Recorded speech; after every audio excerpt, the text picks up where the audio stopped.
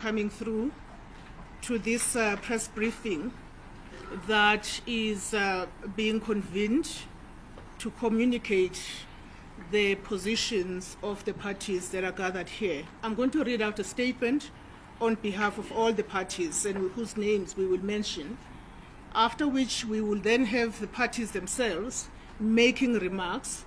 Thereafter, we will then have a Q&A. I hope the order of proceedings is clear to all of us. This is a joint media statement by parties who are committed to the withdrawal of the VAT increase and the strengthening of the fiscal framework. Today, this is the 24th of April, today followed a principal engagement led by the African National Congress and involving parties represented in the National Assembly, including the Inkatha Freedom Party, Action SA, the Pan-Africanist Congress, Rise Mzansi, Build One South Africa, the United Democratic Movement, Al-Jamaa, the Patriotic Alliance, and the Good Party. We jointly address the nation to affirm the outcome of critical deliberations aimed at restoring public confidence in the fiscal direction of our republic. Over recent weeks, South Africans have observed robust and at times difficult engagements on the fiscal framework, discussions that touched the core of our national priorities, the burden on our households, and Parliament's constitutional mandate to act in the best interest of the people. These engagements have now culminated in a decision that reaffirms both the authority of Parliament and the imperative of people-centered governance. For the past 3 weeks, parties have been engaged in consultations amongst themselves and the National Treasury. The discussions required maturity above all and were all intensely focused on achieving consensus, which was necessary to resolve the budget impasse. We affirm the constitutional mandate of Treasury and that they have been responsive to the inputs and suggestions of the political parties in these engagements. This demonstrated that no one party is the alpha and omega in providing solutions for South Africa. A collective approach by all parties that represented here have put South Africa first and made sure that the budget is approved. It is now formally confirmed that the proposed increase in value-added tax, VAT, initially tabled in the March budget, will not proceed.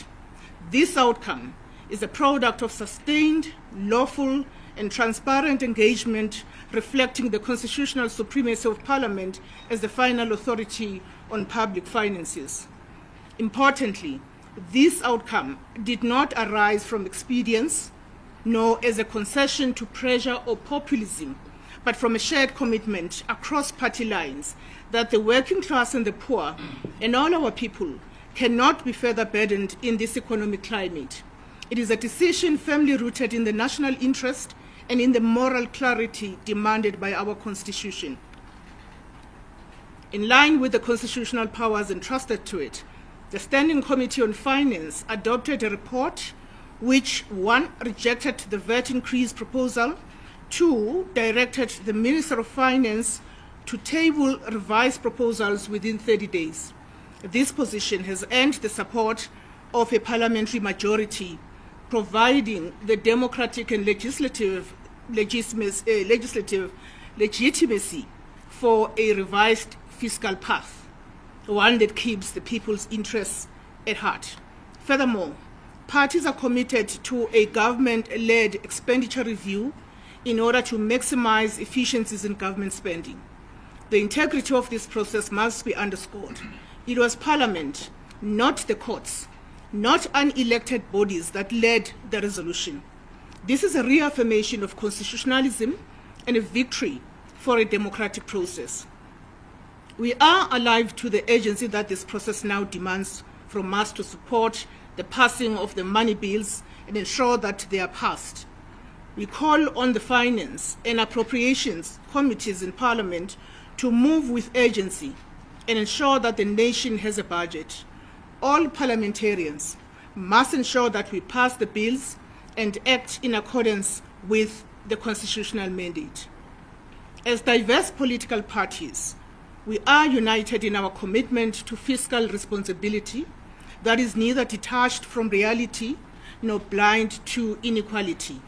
We are bound by a common principle that budgetary decisions must not deepen the suffering of the poor nor compromise long-term economic development. It is worth noting that the approved budget framework includes important interventions aimed at advancing South Africa's development.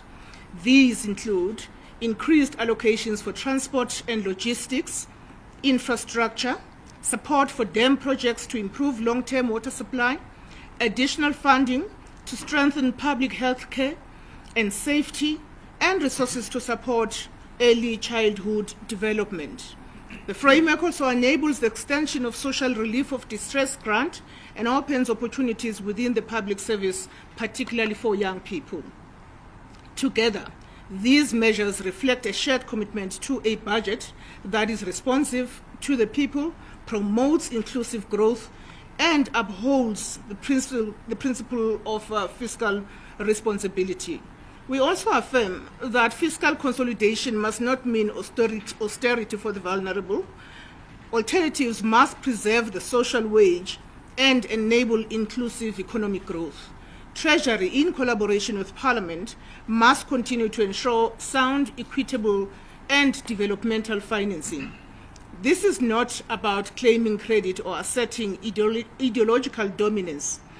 It is about taking our role in ensuring that there is responsibility in governing and defending the foundational values of the democratic project we all serve. We do wish to extend our appreciation to the Minister of Finance and the team at National Treasury for respecting the letter and spirit of parliamentary consultation and for engaging with parties on a bilateral basis. Appreciation to members of Parliament across party lines who conducted themselves with discipline and dedication to the constitutional mandate during this time of the budget impasse. To parties, and we wish to underscore this, to parties who are outside of the government of national unity, who acted with resolve to resolve the impasse in the interest of national unity and the stability of governance. And above all, to the people of South Africa, whose voices, petitions, and unwavering demand for fairness guided our actions and shaped the outcome.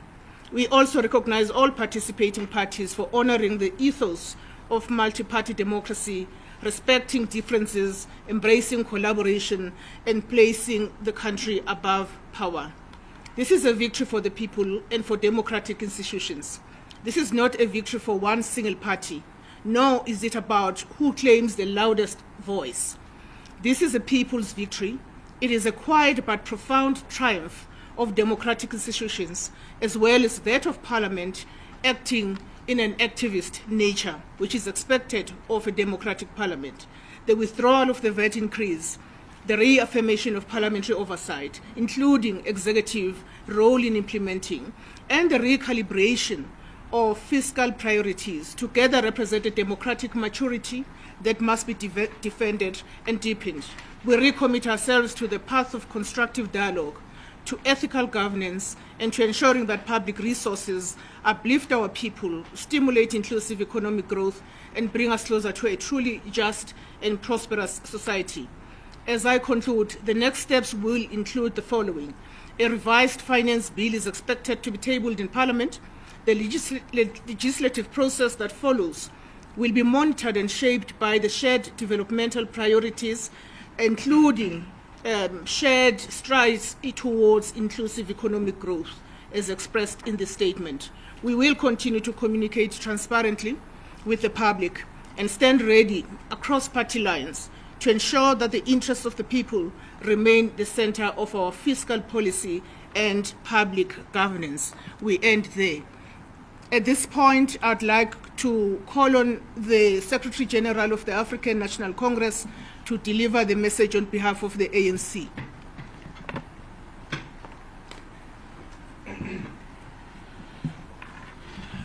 Thank you, Matlengi, on behalf of all political parties reading that statement. Ladies and gentlemen of the press, viewers at home, and all South Africans, colleagues from different political parties. First and foremost, as the ANC, we recognize that we have entered a period of coalitions at the national government level, which we may characterize as uncharted waters. Before, we used to engage differently with the budget. In the government of national unity and coalition government, we have learned our lessons in relation to how we seek to engage with matters of the budget. We may have performed better in these uncharted waters, approaching the budget as a political tool in the governance of any other country. The budget is key as a political tool to determine stronger governance in different countries. If we had a wealth of experience, we may have approached this differently, meaning negotiations and engagement with political parties among ourselves, with Treasury and Parliament oversight prior the passing of the budget is a new terrain that we all need to learn about and gain as an experience when dealing with this particular matter. We started from 2%, we ended to 0.5%. And in engaging with the budget. We made a submission to the Minister of Finance, like all other parties, after the 2nd of April fiscal framework vote in Parliament. We also held extensive discussions through this month, from the 9th of April, intensive discussions in the past 2 weeks in the same hotel with different political parties, even those who have chosen to go to court, to engage with them on the question of the budget. And that have showcased on our part that we've got a bigger role to play than just political posturing for the country. Even those that went to court, we engaged them. But we did not ask them to get out of court. They did engage, they did raise their views about the budget. And we do appreciate political parties that have come together to pass the budget framework. And these political parties never fudged their views, never fudged their intentions when they agreed to pass the budget. It was very clear that we need to deal and review the VAT increase. And today, after extensive engagement, it has resulted in the Treasury also coming to the party to agree with all of us that VAT review will not be implemented as it was presented before. And we welcome, as the African National Congress, that statement of Treasury. No disruptions, no instability, but the interest of South Africa come first, and of our people. And that is our interest as the African National Congress. Our view throughout these discussions was on defending the expenditure side of the budget in the interest of breaking the austerity cycle. South Africa have been presenting to us austerity budgets, and we seek to break away from that with the presentation of this budget. Without VAT increase, this budget is the most perfect budget in our view, because it addressed the question of growth in terms of the economy. That's one. Two, it cushioned the poor in terms of investing in social expenditure side of the budget. It cushioned us against austerity, which was very much important for the African National Congress. We explained the importance of inflation rate increases in other social security items and the retention of the SRD grant.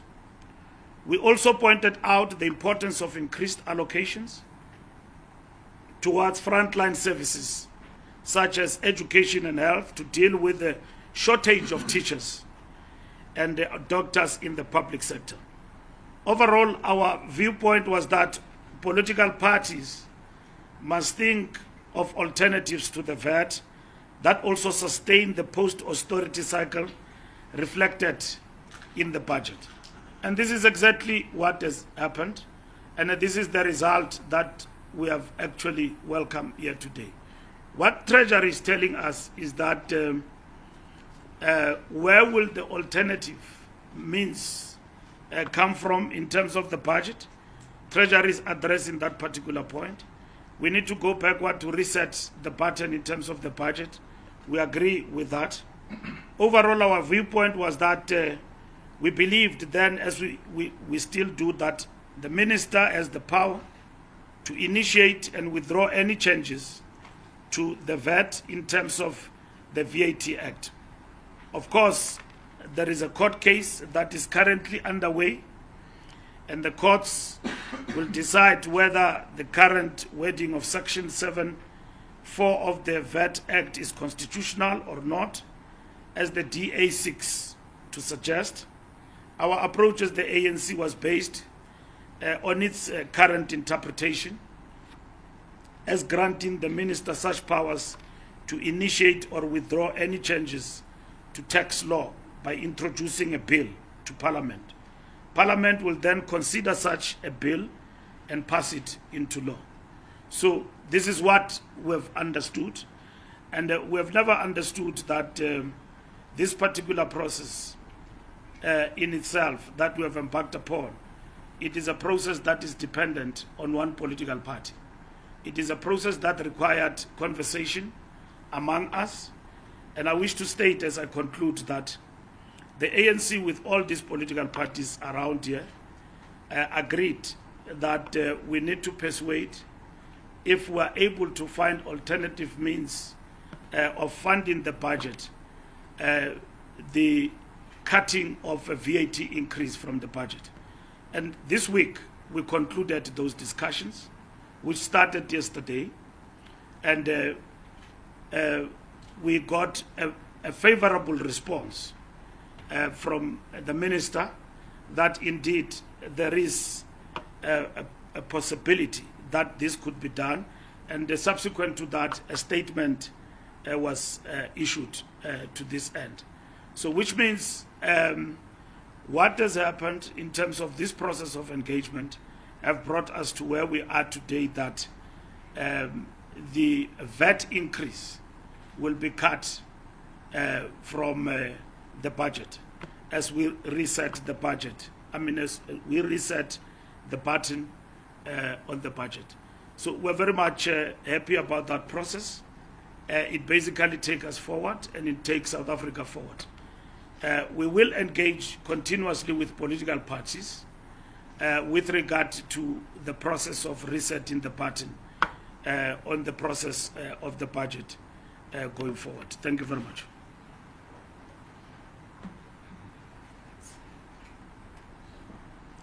Thank you very much to the SG of the ANC. I will at this point call on Kulego to come on behalf of the Ngata Freedom Party. He speaks for the organization.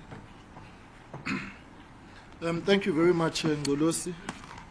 Good morning, Sanbonan. Just maybe a few things to say that a budget is a living dynamic, and it will constantly change as circumstances change, as developments actually happen. We started out with a proposal of 2% increase, which we rejected.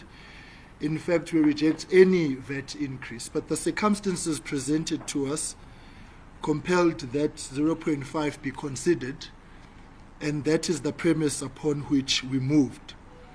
Since that decision of Parliament, which said we've got 30 days given to the Minister in the process to relook at the VAT question, this moment has now culminated wherein a constructive decision has been taken that we will do away with the 0.5 increase. And the circumstances at play are clearly that SARS has collected more money, and because it has collected more money, we are in a position to adjust the budget moving forward. There will also be the medium-term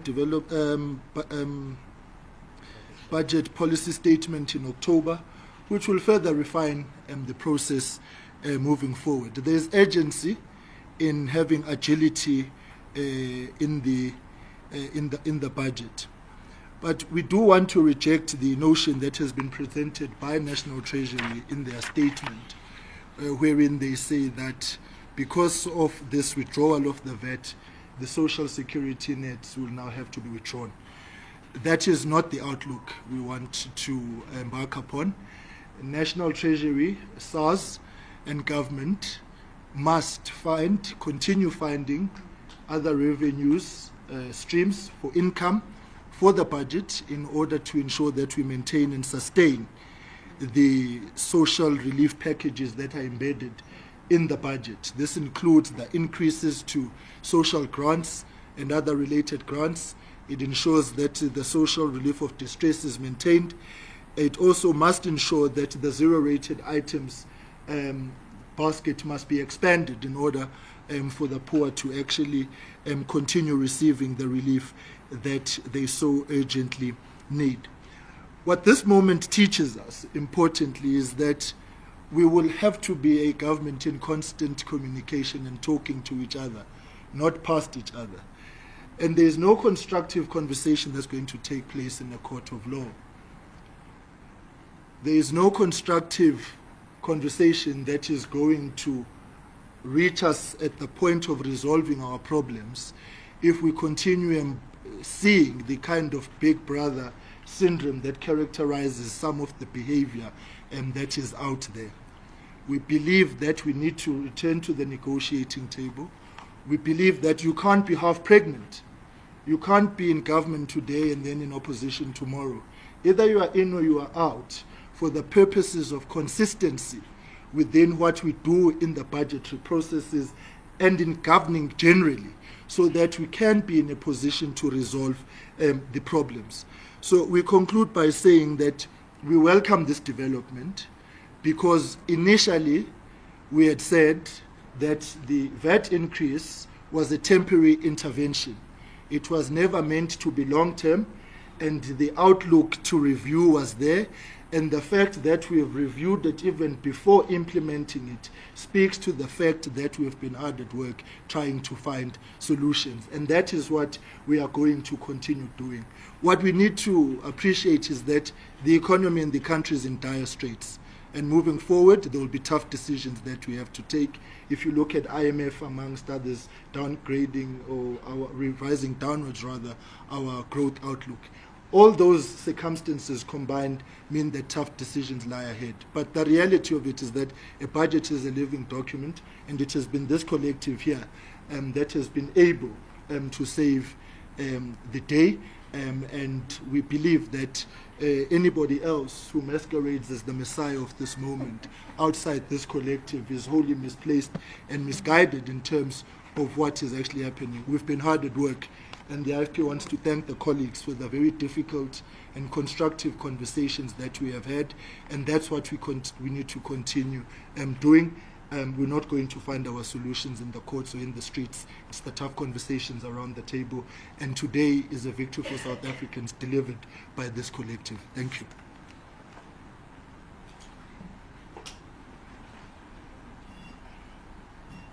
Thank you very much, Comrade Hlengwa. May I at this point invite the President of Action SA, Mr. Herman Mashaba.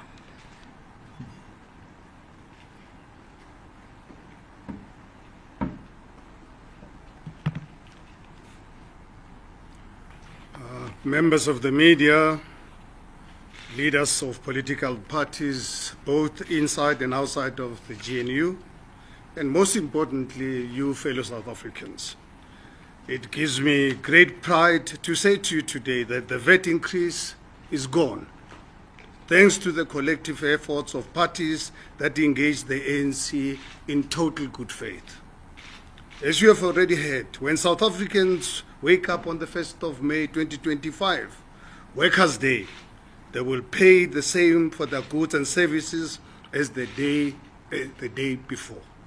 This is what Action SA promised from day one, and it is exactly what this collective here today has delivered. This VAT increase has become a symbol to many South Africans who are heartful and want to see change in their country. Today, we celebrate more than just the scrapping of an unjust tax.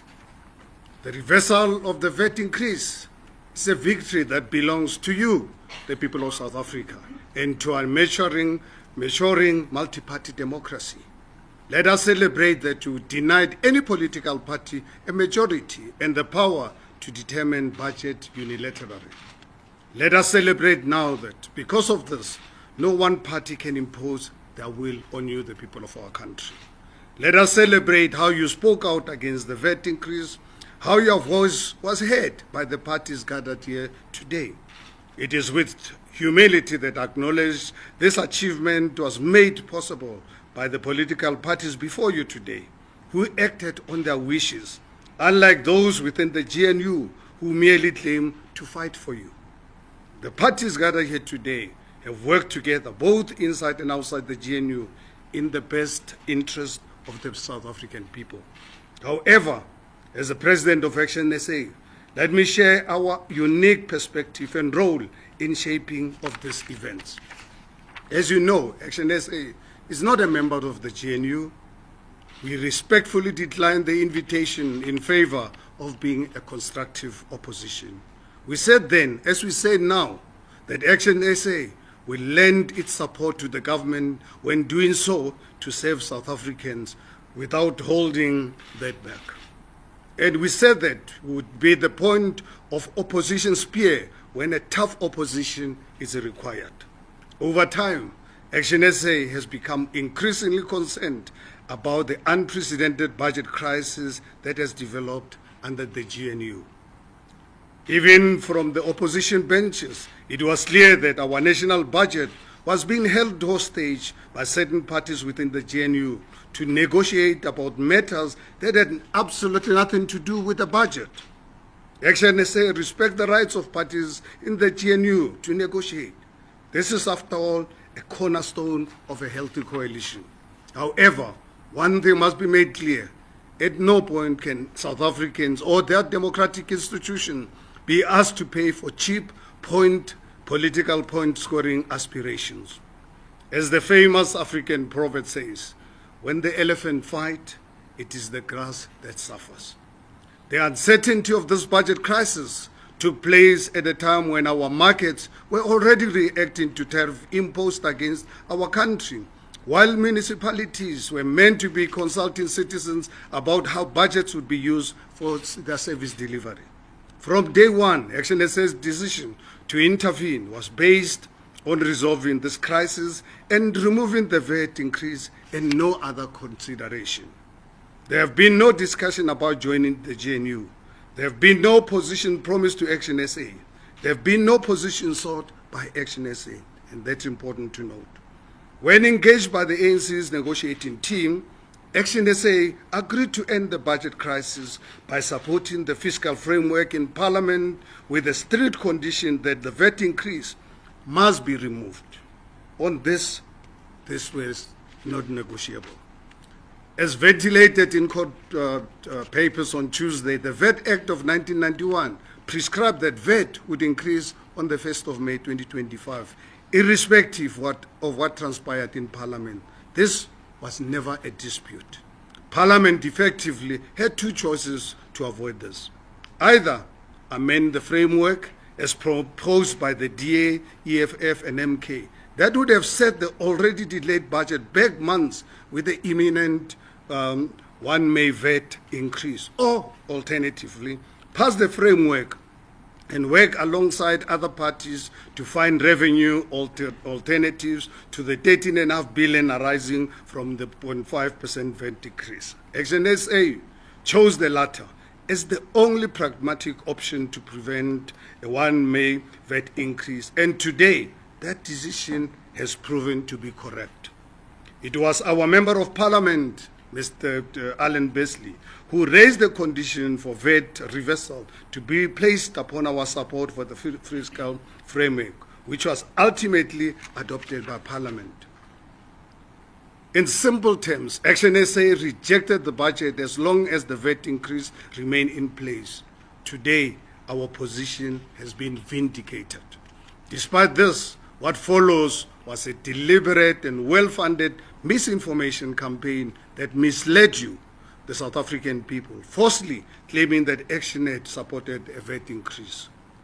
While some continued to play politics, Action SA made extensive submissions of revenue alternatives to the Finance Minister and began a series of engagements with the ANC and other parties. During these engagements, both parties publicly committed to a VAT reversal before the 1st of May 2025. Today, we have witnessed that our objective has become a reality. There will be no VAT increase, not because of any court case that opportunistic parties now seek to falsely claim credit for, but because of principled, good faith negotiations grounded in substance rather than extortionist, unpatriotic, and shamelessly dishonest politicians. It is highly appropriate for me to acknowledge the ANC and the Finance Minister for their role in our negotiations. Our engagements were conducted in total good faith, with maturity, with the best interest of the people of the country in mind. Nobody attempted to mislead or dupe anyone else, as claimed in some media circles. There was an absolute focus on the budget and nothing else. Let me be clear, the reversal of this VAT increase was not achieved by the parties that were in court on Tuesday. The VAT reversal was achieved by political parties that were willing to put their differences aside and demonstrate the maturity required to find an alternative to a VAT increase. These parties adopted a fiscal framework with a strict condition that a 30-day period would be used to assess revenue alternative to a VAT increase.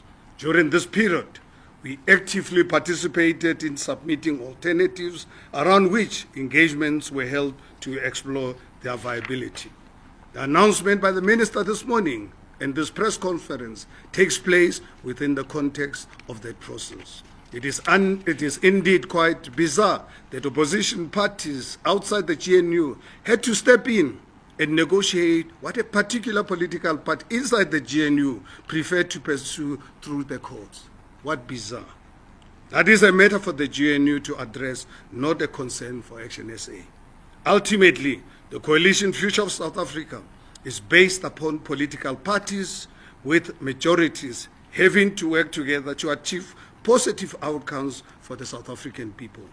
As many of you will recall, Action SA used to adopt a position of defining itself against other parties, declaring which parties we would work and wouldn't work with. We have matured since then. We have come to realize that in a world of coalition politics, Action SA must be willing to work with the political parties that can best serve the South African people. Look no further for the benefits of this approach than in our capital city of Tshwane, where Dr. Nasipi Moya and the multi-party coalition government she leads are turning a city that has failed over many years. Look no further than the fact that VAT will not increase on the 1st of May. We made this commitment and we have delivered on it.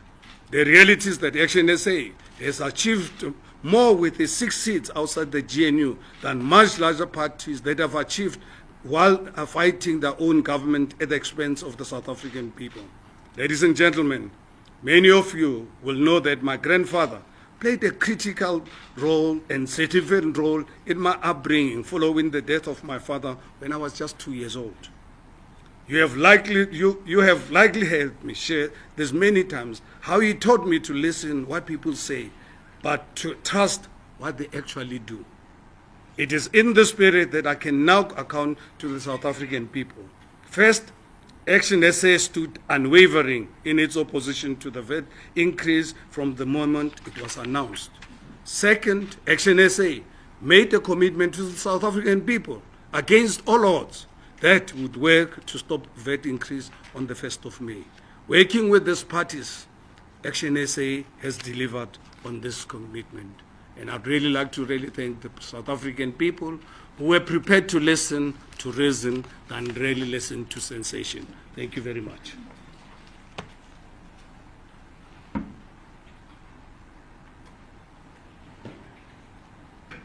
Thank you very much from Action SA, Mr. Mashaba. At this point, I'll call on the Patriotic Alliance, which is represented by Mr. Kenny Wunene. Thank you.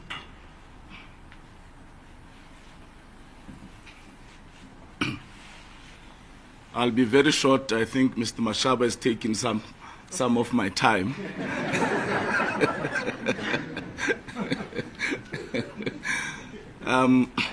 I think the SG of the ANC has outlined the process that we engaged in.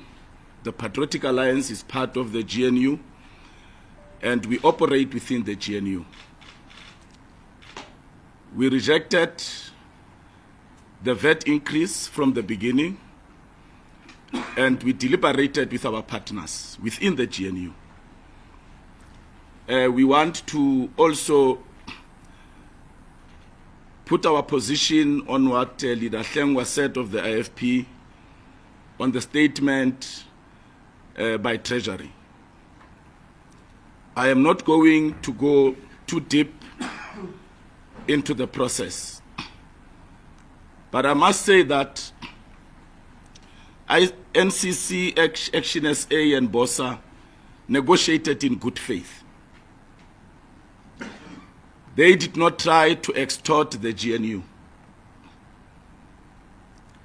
The Democratic Alliance, in its negotiations over VAT increase, made some demands.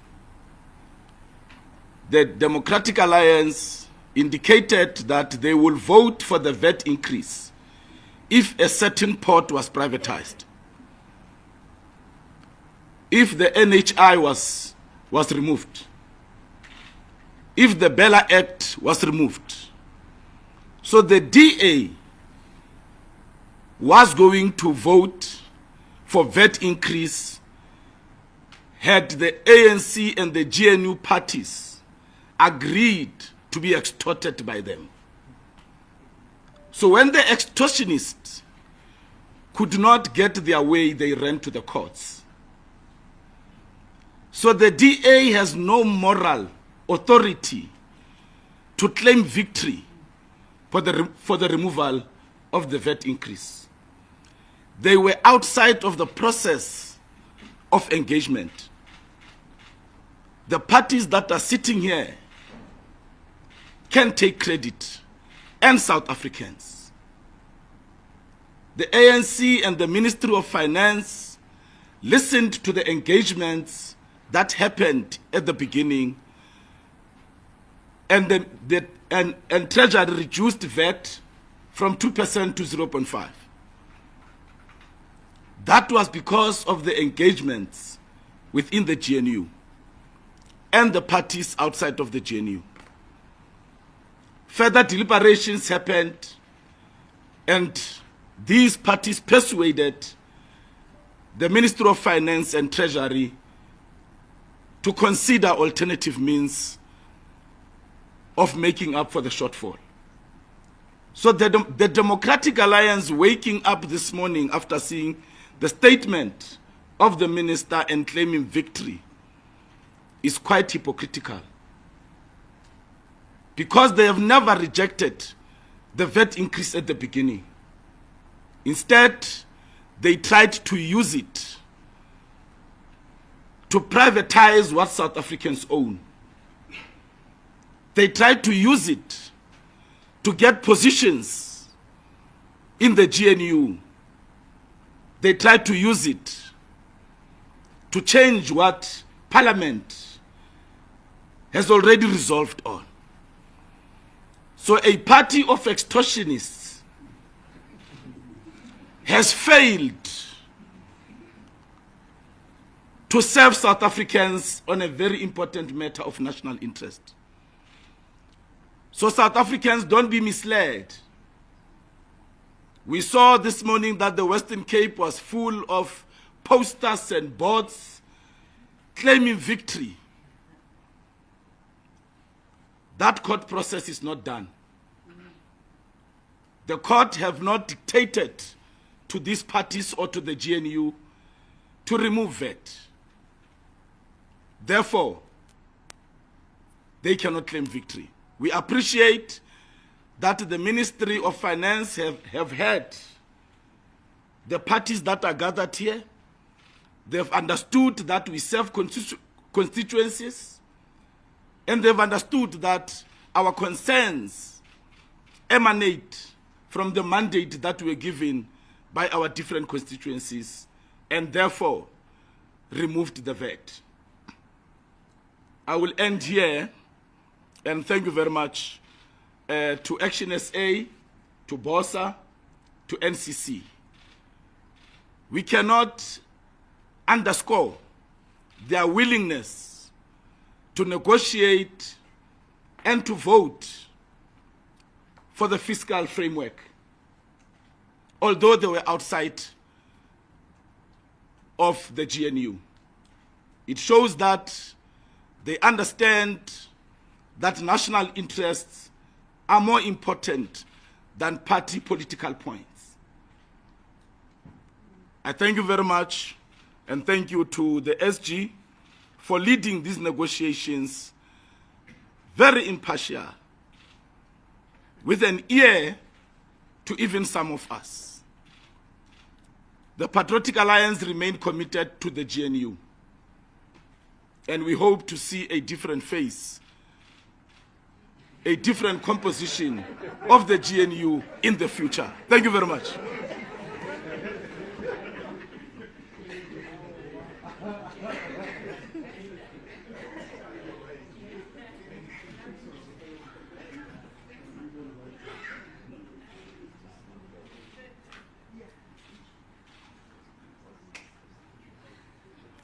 Thank you very much from the Patriotic Alliance. At this point, I'd like to call the Pan-Africanist Congress, which is represented by the Secretary General, Mr. Boy. Or shall I say, Comrade Boy? No, thank you, and thanks members of the media, all South Africans at home. SG, with the speech from the Action SA, I think they indeed deserve a seat in the GNU. That was a ministerial speech. The Pan-Africanist Congress of Tanzania welcomes the outcome of an extended principal deliberations on the 2025 fiscal framework, which have resulted in critical victory for the working class and the poor. There will be no VAT increase. From the onset, the PAC firmly rejected any tax policy that burdens the poor. Instead, we constantly called for bold and practical structural reforms to address systematic corruption, administrative inefficiency, and elite tax evasions. Today, the outcome is a direct result of the pressure, clarity, and commitment brought forward by progressive forces in these engagements. Those who opposed these engagements were never with the poor. Let it be known, those who condemned these engagements and tried to sabotage the efforts to reach a solution to a budget impasse were never aligned with the interest of the poor. They opposed Land Expropriation Act. They denied the dispossessed Africans their dignity of the land restoration. They fought against the Bella Bill, which is designed to guarantee equal quality education for children in historically marginalized communities. And now, they opposed a process that ultimately blocked a VAT hike, a regressive measure that would have worsened the hunger and inequality. These voices do not speak for the poor. They speak for the chaos, slogans, and obstruction. We need to cut on corruption, not basic services, not access to quality educations. Our message remains: fix the broken state before squeezing another cent out of the poor household. We must eliminate waste, close procurement loopholes, and hold departments accountable for audit outcome. Wealth must carry the weight. It is time for the wealthy and the corporate giants to contribute their fair share to tax. We need progressive tax reform that shifts the burden away from the working class. Government must close loopholes and clamp down on illicit financial flows that rob the country of much needed revenue. The people's budget is non-negotiable. The PAC continues to advocate for people's budget, one that reflects the lived experiences and priorities of our communities. We support participatory budgetary process at local, provincial, and national level. Fiscal decisions must be guided by the people, not elites behind closed doors. Jobs and justice, not austerity measures. We are firmly opposed to any austerity measures as the Pan-Africanist Congress of Azania. We wish for the funds to be redirected towards SMMEs, youth empowerment, and township and rural development. Invest in infrastructure, skills development, and industries that create jobs and dignity, not inflated bureaucracy and redundant administration. The Pan-Africanist Congress of Azania, PAC, stands for African dignity, economic justice, and accountable government. Our people cannot be taxed deeper into poverty while the elite waste continues unchecked. This victory is a moment of progress, but not the end of the struggle. The fight now shifts in ensuring that real transformation happens in this country. We will not rest, we will not retreat. We will continue to advance the cause of the African majority with discipline, with principle, with revolutionary clarity. As the PAC, we indeed welcome the initiative which was taken by all political parties that are represented here. Their commitment towards making sure that instead of sloganeering, instead of shouting from the rooftops, we engage as South Africans towards finding solutions. I thank you.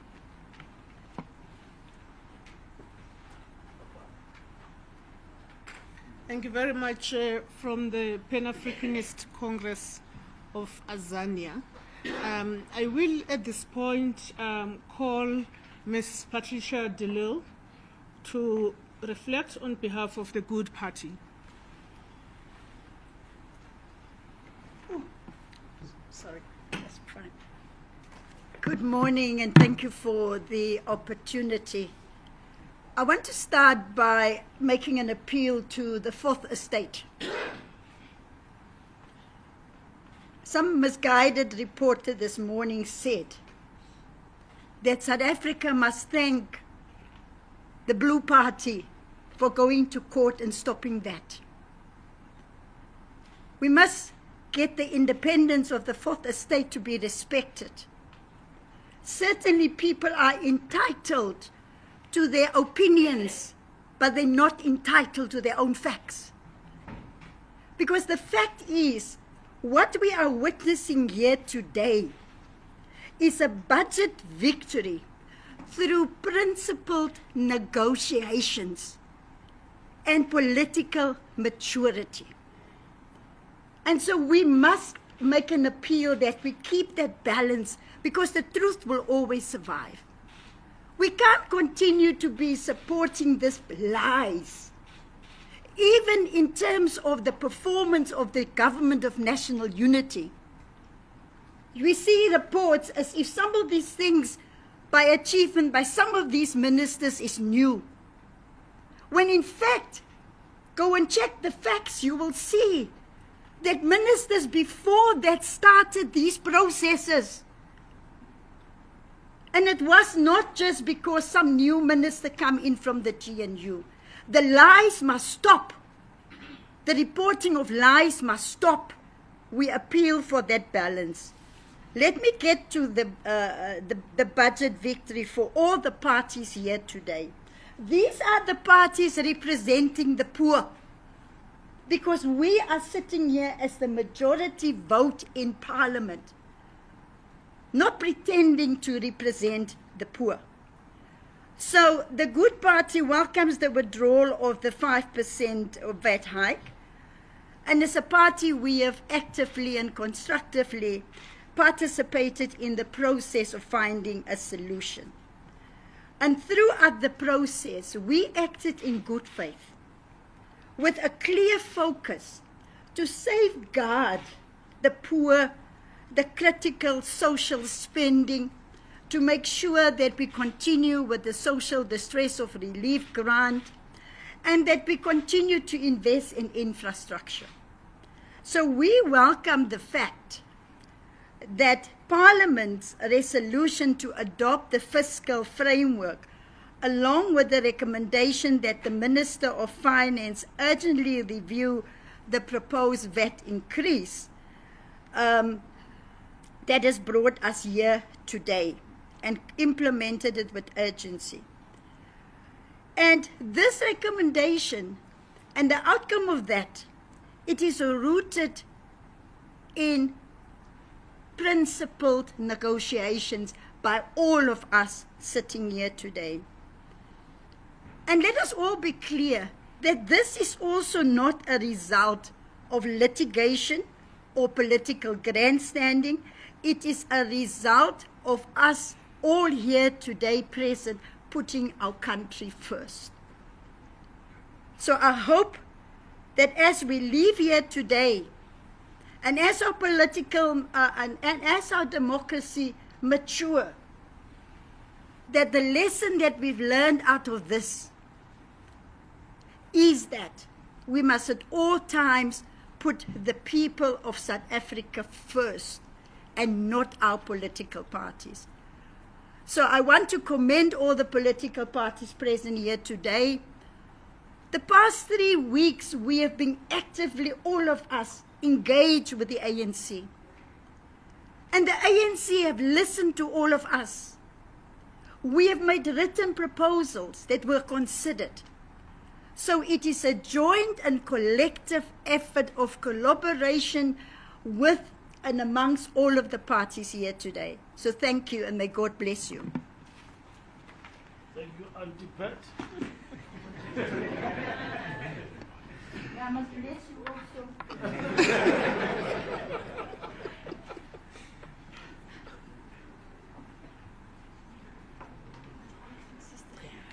Thank you very much to Auntie Pat from the Good Party for those reflections. I will then call on Rise Mzansi to come forward, represented by the leader, Songezo Zibi.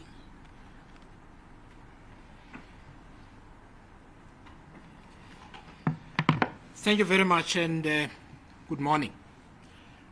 One of the most important things about the culmination of this process was that the finance minister needed to own the decision and make the announcement first, because the role of the treasury is written into our constitution. It enjoys a certain level of independence that must never be compromised. I also want to thank him for engaging earnestly with the proposals that have been put forward by political parties. He has made Treasury officials available to carefully consider the proposals put on the table. So as we do this and as we move forward, it is important that we understand that we cannot create a scenario where we have a treasury only in name, but not in substance. We have an outcome today that the finance minister feels comfortable to own, together with the parties that hold a majority in parliament right now. That is the first thing I want to say. The second thing I want to say is that this process has been about freeing the finance minister from extortion. We can now proceed with the budget without also having to talk about legislation that has already been passed by parliament. This is what this has been about. We cannot hold budgets hostage to other political priorities that have nothing to do with appropriation. I want to invite my former colleagues in journalism, speak to fixed income analysts and economists. Ask them how the bond yield curve has looked since the 19th of February. I can tell you our debt servicing costs have gone up by more than 30 to 35 billion rand. Because there's a political party that wanted to hold the budgeting process hostage. None of us were happy about the VAT increase. But I said on the 19th of February, repeatedly, that there will be no culmination to this process where nobody takes tough decisions. We must be prepared to take tough decisions. I also want to put something in perspective. The VAT is 0.05% of a 2.6 trillion rand budget. 0.05%. Political parties are sitting in court because a majority to sit in a room and discuss matters that relate to the budget and the budget only is not there. We must not succumb to misinformation and the disinformation that has happened over the last 2 months. The finance minister is now free to do his job. The law says Parliament must approve or amend the budget. As the finance minister's statement says, we must now go back and find 75 billion rand over the next 3 years in a budget that will clear 7.8 trillion. It's not a lot of money. We must have the resolve and the maturity to do it, and to do it in a way that does not negatively affect poor South Africans. Expenditure reviews will happen. It is not up to any political party to say they are the alpha and omega of how to make Parliament more efficient. I'm the chairperson of the Standing Committee on Public Accounts. I know very well, to minute detail, the level of waste there is in the government. And to propose that the Treasury has done no work on expenditure reviews is a lie. I have the spreadsheets. They run to tens of pages. The job of Parliament is to do the work and not do political grandstanding. We can't make South Africans wait longer for land justice because someone knows the VAT issue will be emotional. Yes. And they use it. We can't break up Transnet so that a political party can have its own in a province that it runs. We cannot break up the passenger rail agency so that a political party can have its own. Those were the points of extortion. And we must challenge them. This is not the time to mislead the South African people, because we know the people are desperate. There are those who claim some of us were fools who didn't know what we're talking about. We're standing here today. We've got a solution. The court case is not done. There's been no judgment and no legal settlement. Yet they're claiming victory. But I can tell you, all of the points of extortion they placed on the table, they're not on the table anymore.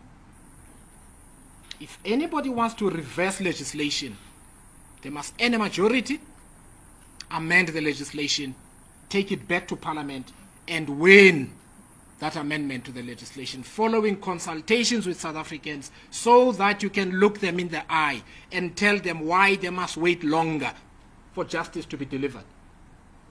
The final thing I want to say is this. Budgets are about expenditure priorities. What is important enough for the government to fund?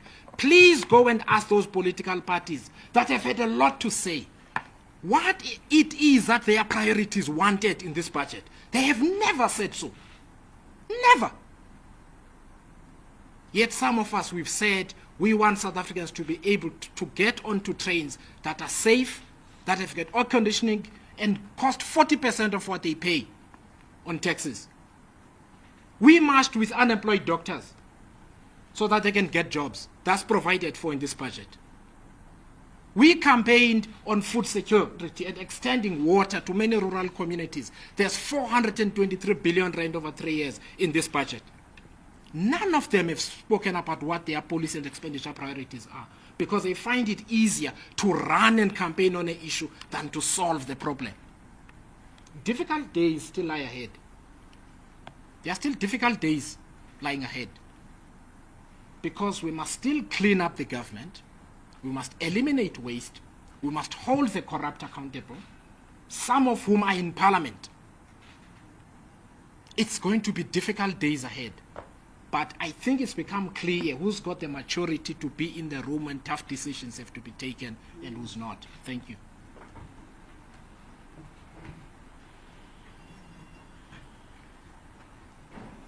Thank you very much. From Rise Mzansi, may I call on Mr. Musema Imane from Obosa.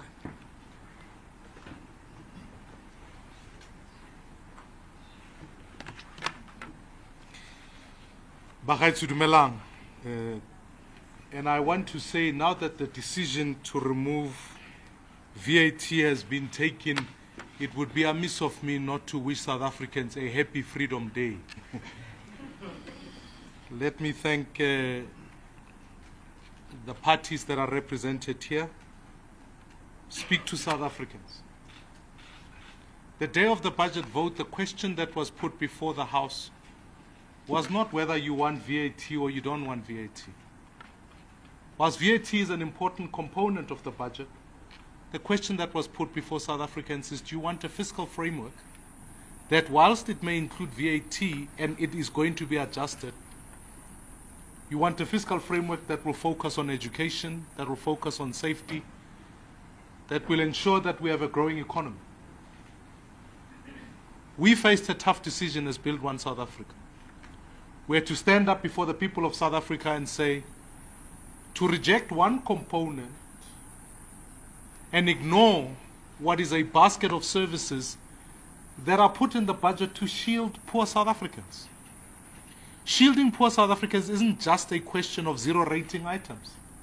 Shielding poor South Africans is about making sure that classrooms in quintile 1, 2, and 3 have teachers in them, so that you don't have full classrooms of over 70, but you provide in the budget so that there are more teachers. It's about making sure that hospitals have got nurses and doctors. It's about making sure that those who travel from distant communities to places of work have got a public transport system that can work for them. These are the questions that, if you are genuine about building a South Africa we want, and you want to be responsible, you have to stand up and say, how do we work towards these? And how do we achieve those? I promised on the day when we voted that as Build One South Africa, we'll do everything we can to make sure that the 0.5% does not go ahead. And I want to affirm that that began an extensive process. It began a process at which, through the African National Congress, we're able to engage and share some of these thoughts and these questions. We're able to speak to National Treasury and put proposals about how we can raise revenue and make sure that ultimately, when we go to the second part of the budget, which is part of the Appropriations Committee, a committee I chair, that when we look at the Division of Revenue Bill and the Appropriations Bill, we would be able to amend, using the Money Bills and Related Matters Act, to alleviate wasteful expenditure, do the appropriate reviews, and ensure that we never get around to the increase of 0.5%. Fellow South Africans, I think it's important to acknowledge the extensive amount of work that has taken in the last number of weeks, and in the place where it can only take place, which is to stay in the room of Parliament. And I want to say, I want to be grateful and thankful to the parties that are here for the leadership exercise, the patience, and the willingness to hear and affirm the work that Treasury now needs to do. But what is clear in common cause is that today, whilst be a victory and a victory for the people of South Africa, is only but a start. The work must continue. The Minister of Finance correctly states that multiple bills now have to be tabled before Parliament. And as the statement read out earlier on today affirms, that Parliament now needs to begin the work not only of engaging GTAC as far as spending reviews are concerned, but we have to find reforms that achieve growth. The reason you end up needing VAT is inherently because we've grown at 1% for the last 10 years. So now the job is, let us ensure that we have a resilient economy that can grow so that our social spend can be catered for in the budget going forward. And I, along with the finance cluster, which is the Portfolio Committee on Finance, the Portfolio Committee on Public Accounts, and our Portfolio Committee on Appropriations, commit ourselves afresh to putting in all the hard work that is necessary to ensure that by the legislated time frame, a budget is put before South Africans, passed legally, and can ensure that it achieves the very things that we seek to achieve. May I affirm that ultimately it will require more work on the part of Treasury, and we have to engage it. And lastly, as Parliament then meets to consider this, we have to work with the speed and the urgency cognizant of the fact that we hear the people of South Africa. May I address the final question, which is to the people of this country.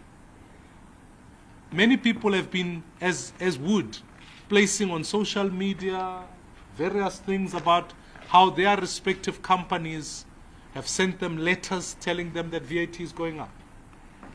And that's a legitimate process. But I want to say to the people of this country, we're living in a new reality and a new terrain. This is a space that, as coalition and as the future of this country, we're going to have to learn through. I want to ask for your patience. As difficult as that is, I need to ask you for that. Because at the end of the day, we're going to have to work together as we learn the new terrain, but achieve what we collectively want with leaders who are willing to stay in the room, engage, listen to you through public consultation processes, and be able to ultimately, you're not going to get everything that we want. But we've got to work together to reform so that we can grow and ensure that South Africans are included. So I do beg your patience, and I do want to reaffirm, I'm sure I'm speaking for everyone that is here, that it was never born out of malice to try and confuse as others have gone to different parts. It is born out of genuinely trying to find the best solutions for the people of this country. And when we entered these negotiations, we did so with the ambition of trust and the bona fides of each of the political parties. If you can't get those two conditions on the table, then you will negotiate backhanded, you'll end up doing things that do not serve the people. But if you sit down and are earnest and say, let us go through the process in this new reality, where multiple parties have to find themselves in the room, I believe we've learned some important lessons now. We will learn more lessons in the medium-term budget policy statement, and we will ensure that come February next year, the delays and all of those issues will be taken out as we look at even how the budget-making process takes place to ensure that we achieve the ambitions of the people. For us as BOSA, we had to put up our hands and say, let's fight for education, let's fight for safety, let's fight for an economy that grows, and that's contained in our budget. And let's do the work that has been tasked to us in the Appropriations Committee to ensure that all the spending reviews, all the work that we need to do about an efficient government is done. And that remains still our commitment, and we want to invite you along with all the political parties to say, as we focus on the future, this is a new terrain, but I think together we'll end up on the other side better, as we are today, as the people of this country, to say, fine, now we have a budget that will go ahead. It doesn't include VAT, but here are the adjustments we are going to make. And in the next year, it will continue to get better as we learn to walk this new road. So in conclusion, I wish you all a pleasant, happy Freedom Day. Enkosi.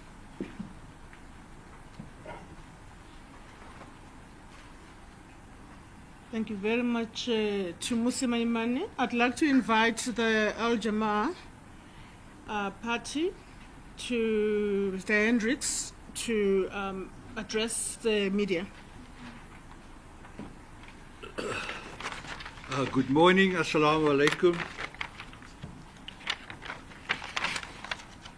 The work that has been taking place during the past 3 weeks, is the work those who died in the trenches expected political parties will engage in on the eve of Freedom Day.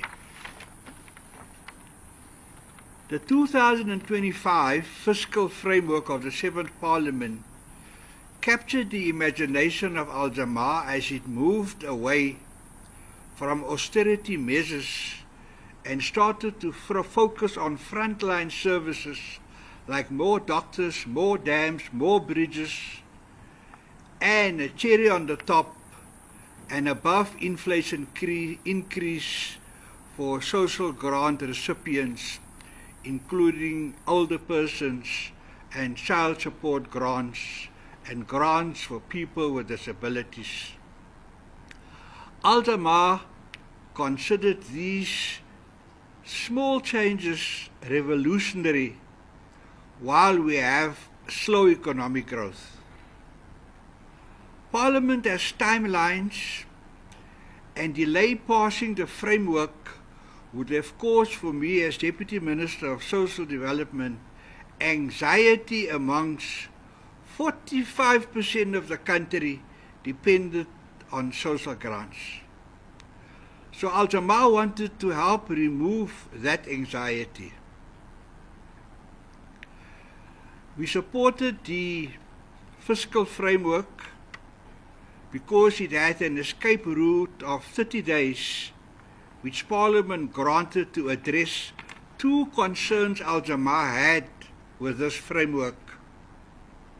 The one was the VAT increase, and the second concern we had was the expenditure adjustment if this revenue stream is lost. Al Jamaa assured the ANC, in spite of the 2 concerns, that Al Jamaa will not delay passing the rates and monetary bill and the budget. For Al Jamaa, Parliament processes are the heart of our democracy, not our courts. Before the expiry of 30 days granted by Parliament, some parties went to court to cause instability. Some say the first steps for regime change and a return to apartheid. So some of my colleagues referred to the Democratic Alliance as extortionists, and others referred to them as kidnappers. I don't know what I must call a political party that undermines Parliament. Maybe the Fourth Estate can come up with a suitable headliner. Imagine the anxiety for 28 million social grant recipients, including children depending on social child support, while the Democratic Alliance is involved in the games that they play, trying to be extortionists and kidnappers, and the headliner we hope the media will supply us with. So we hope that DA will never govern. I just want to also say that the grants I referred to supported 80% of the class of 2024 to pass matric. with the food security that it provided. Al-Jamaah thanks the ANC for the extensive consultations, and we reminded the ANC of the position of Chief Albert Luthuli, their former famous president, who said, "Let my people go," and under the present circumstances, that meant no VAT increase. Al-Jamaah's concern now is the possibility of expenditure adjustments, but the ANC has facilitated direct engagement with National Treasury. To conclude, Al-Jamaah would like to call on the Minister of Finance, please, no unilateral expenditure adjustments. Thank you very much.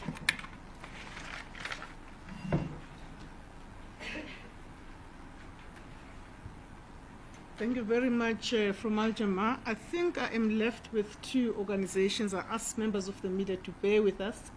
We are quite a large group. I'd like to invite the United Democratic Movement.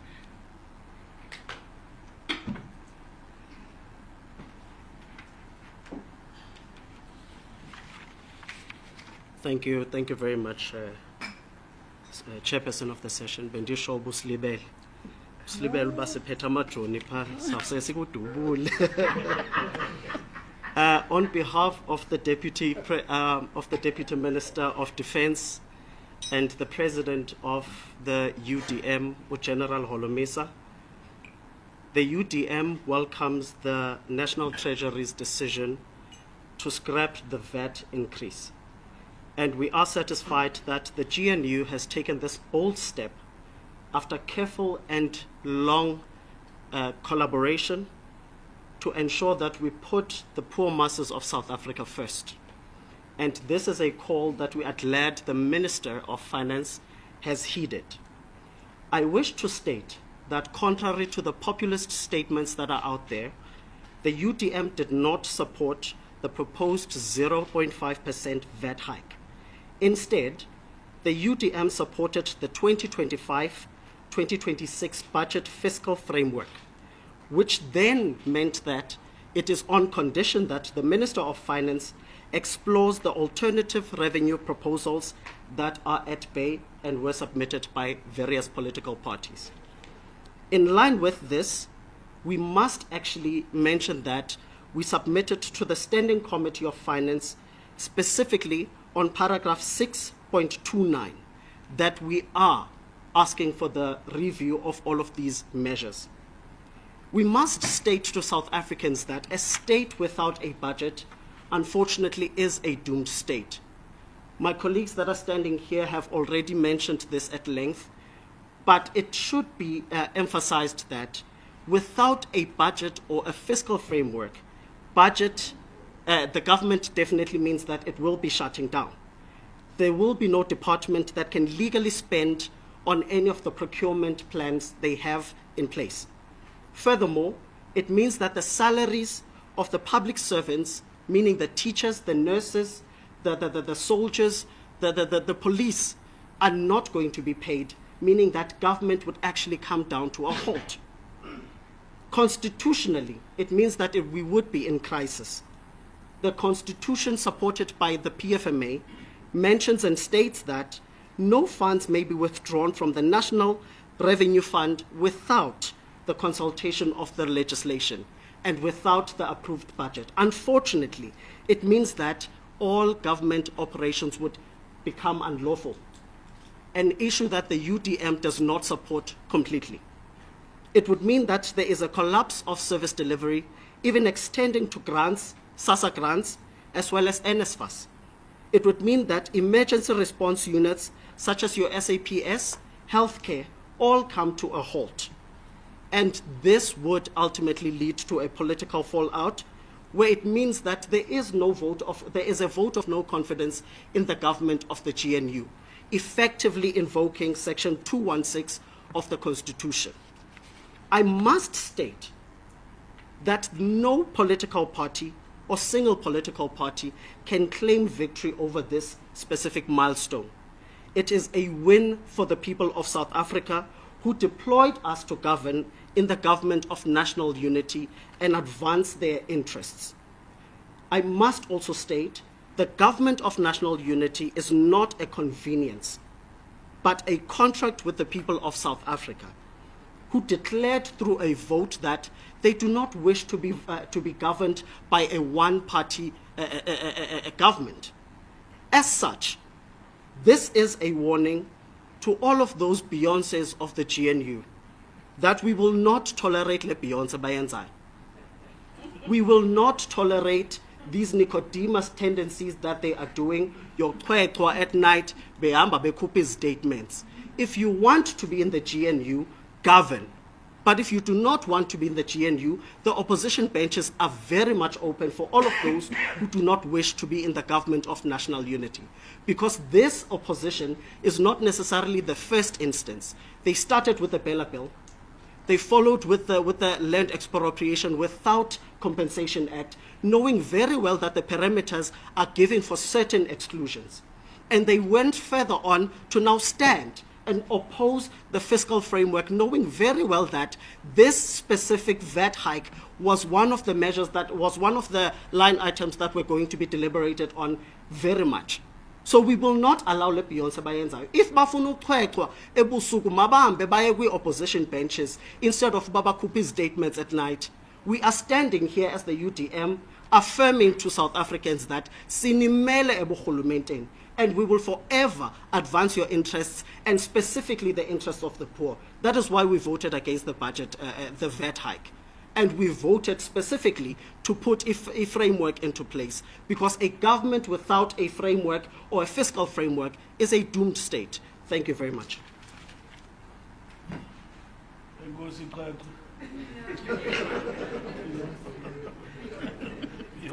Thank you very much, my brother.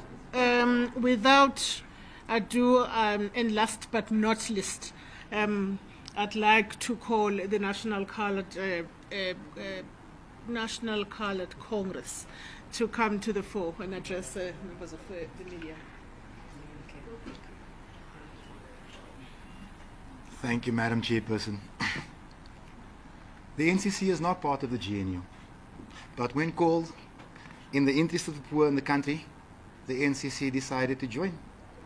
And we had our discussion, and we made our input. And I must tell you, in all honesty, our input was minimal, because on entering the room, we could sense that there was a commitment here to do away with that. There was no real fight.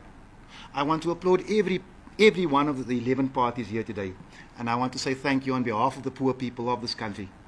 But this is no victory. It's just a step in the right direction.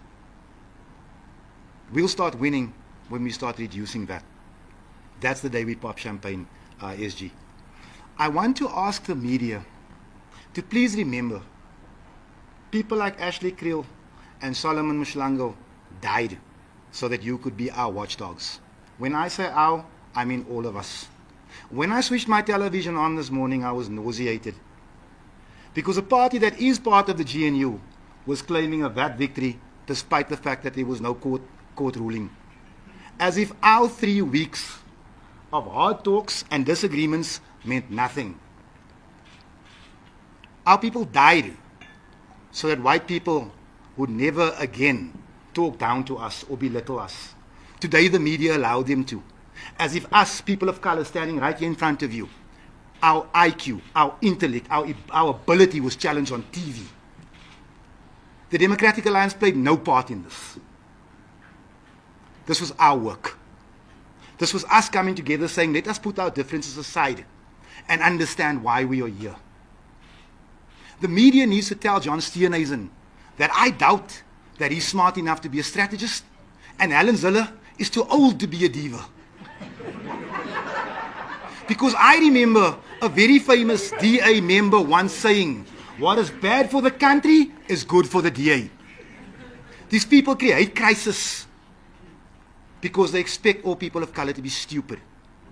They must be honest and say, we would have voted for the VAT if you allowed us to own the ports, the roads, and the rails.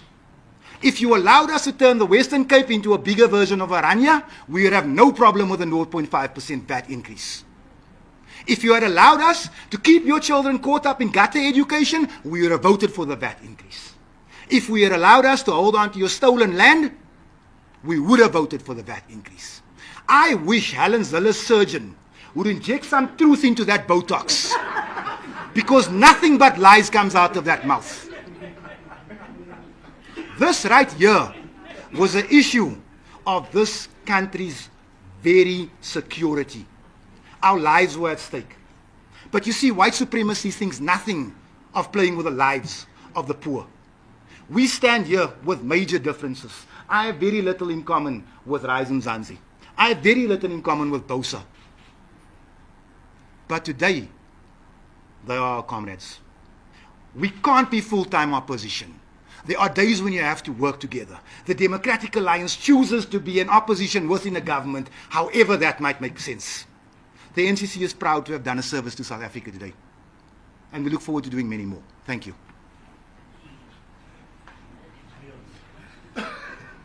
Thank you. Thank you very much.